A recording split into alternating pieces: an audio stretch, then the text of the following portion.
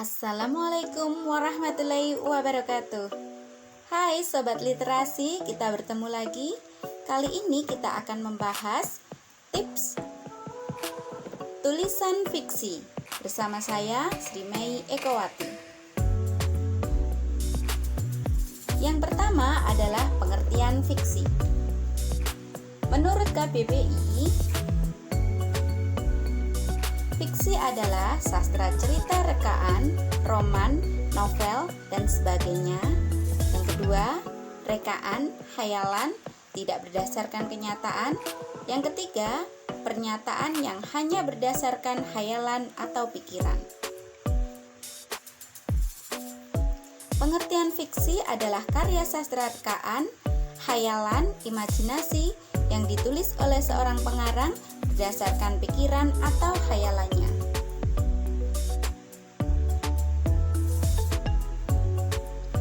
Fiksi terdiri dari dua, yaitu prosa dan puisi. Prosa adalah, menurut KBBI, karangan bebas tidak terikat oleh kaidah yang terdapat dalam puisi. Menurut Herman C. Waluyo, adalah karya fiksi dibagi menjadi tiga, yaitu roman, novel, dan cerita pendek atau cerpen. Yang kedua adalah puisi. Menurut Herman C. Waluyo, puisi adalah karya sastra dengan bahasa yang dipadatkan, dipersingkat, dan diberi rima dengan bunyi yang padu dan pemilihan kata-kata kias atau imajinatif. Roman merupakan bentuk prosa yang berkisah tentang kehidupan pelaku utama dengan segala suka dukanya. Pelaku utama biasanya diceritakan mulai dari masa kanak-kanak sampai dewasa atau bahkan sampai meninggal dunia. Di dalam roman diungkapkan adat atau aspek kehidupan suatu masyarakat secara detail dan menyeluruh.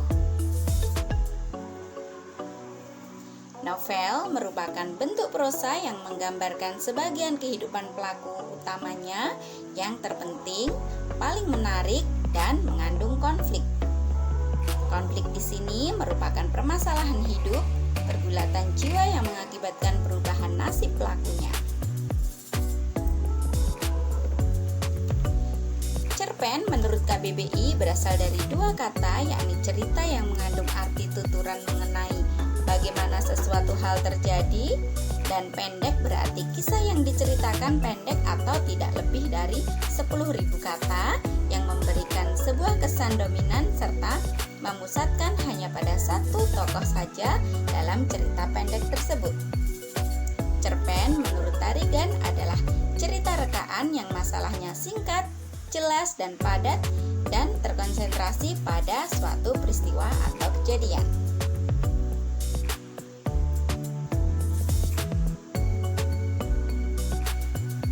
Unsur intrinsik dari cerita. Yang pertama, tema, tokoh, watak, latar atau setting, alur atau plot, sudut pandang, dan amanat. Kita akan jabarkan satu demi satu. Tema. Tema merupakan pokok pikiran yang mendasari jalannya cerita. Tokoh. Tokoh adalah pemeran yang diceritakan dalam cerita, meliputi pemeran utama dan pendukung. Watak. Karakter atau sifat yang dimiliki oleh tokoh cerita, meliputi protagonis, antagonis, dan tritagonis. Latar. Disebut juga setting, merupakan tempat, waktu, dan suasana yang digambarkan dalam cerita. Alur. Disebut juga plot, merupakan urutan peristiwa dalam cerita. Ada alur maju, alur mundur, atau campuran. Plot twist saat ini sedang populer juga di kalangan penulis. Sudut pandang. Cara pandang penulis menceritakan isi atau kejadian dalam cerita. Sudut pandang orang pertama contohnya aku, dan sudut pandang orang ketiga adalah dia.